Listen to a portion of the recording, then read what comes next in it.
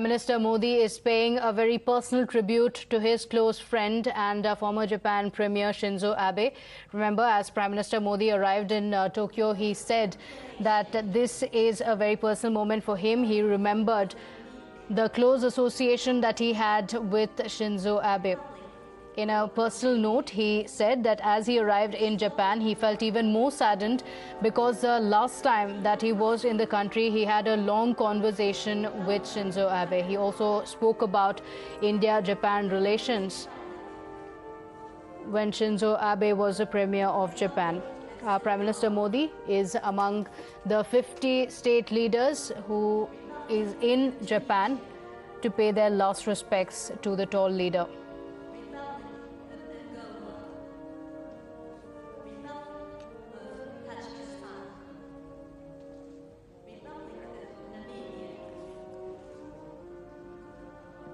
Well, Shinzo Abe has done a lot to transform India and Japan relations. Maruf Raza on the phone line with us, and we've been discussing the close association and the kind of transformation that the India and Japan relations had under him, and also the significance of Quad, because Shinzo Abe had realized that China was a threat. He spoke about China's aggressiveness and also realized that China was becoming increasingly assertive, and that is what led to the creation of Quad.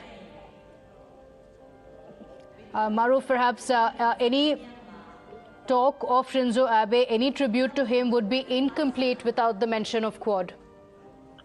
Yeah, it is for that reason that many people refer to him as the Quad father, which is basically the man who initiated the very principles on which Quad has taken off. Though initially, after he initiated the idea, there was a certain reluctance on the part of many countries, including India, to give Quad the kind of support and push. It only started gathering momentum after the US decided to counter China in Asia through Quad. But even then, there has been a reluctance on the part of the Quad members to come out very clearly on what is the Quad real purpose.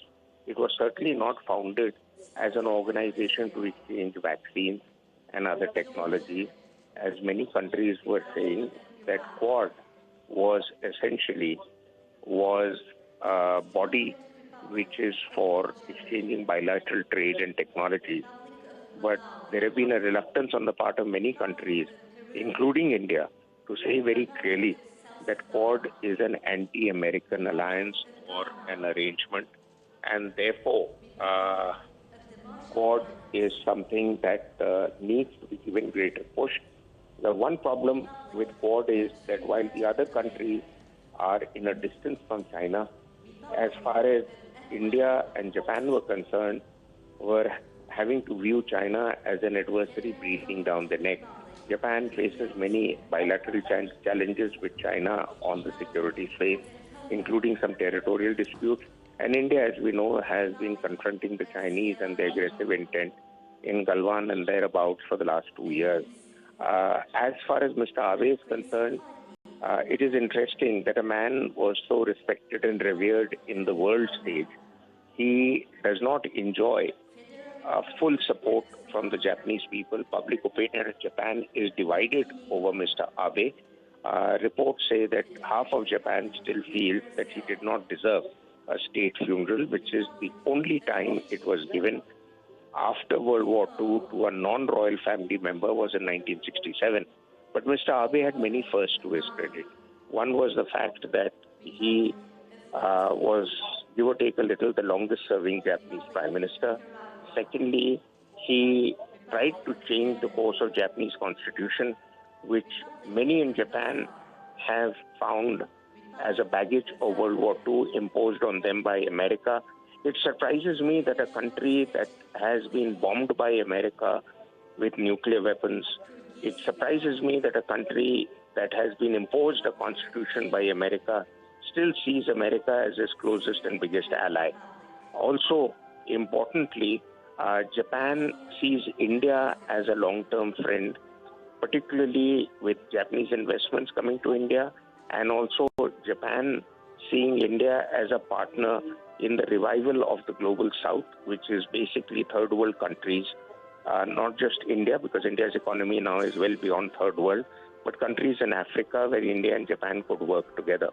And finally, and most importantly, it must be seen that Japanese technology in India is something that India can benefit from, because there is a desire in India to wean away from Chinese technological influence. Right. Country which has been pumping in cheap technology in India, and therefore India remains hostage to more than 90% technology in air conditioning, in television screens, in medical and pharmaceutical equipment, and cell phones, where China is the dominant party in the Indian market. Absolutely. If India wants to wean away from that, the answer lies with Japan. And finally, if India wants funding to create its own infrastructure to become a developed country, as Mr. Modi had tried to project from the Red Fort in this year's August 15th speech, the 2047 India will be a developed country. Right. Then the one country that we can back on is Japan, not so much America, because America, everything is quid pro quo. That means we give you something, what are you going to give in return? Japan does not ask for things in return. And Japan has been influential in the rise and economic picture that Southeast Asian countries present, because all these countries in Southeast Asia, Indonesia, Singapore, and many others, and Malaysia are great beneficiaries of Japanese investment. Absolutely. So and Maruf, since you also mentioned Galwan, Siddharth Talia here, since you also mentioned Galwan earlier in your conversation, it's also important to remind our viewers here that when India was at the receiving end of Chinese violence in Galwan, Japan was among the first countries that actually supported us and criticized China for what Japan called a unilateral attempt on their part to change the status quo. And that ended up prompting several other countries to step forward and provide moral support to India in a time of need. And that is something that Prime Minister Modi will also remember when giving his tributes to Mr. Abe. Very correct, Siddharth. In fact, it was Japan and some others that stood by India, including Russia, which gave some kind of a diplomatic statement. But remember, Russia also provided us ready off-the-shelf military platforms like MiG-29s and some artillery systems that we needed to counter Chinese aggressive intent. The West, that is today asking us to take sides on the Ukraine conflict, has no answer to the fact that the West did not come out, especially Europe, in criticism of Chinese aggression.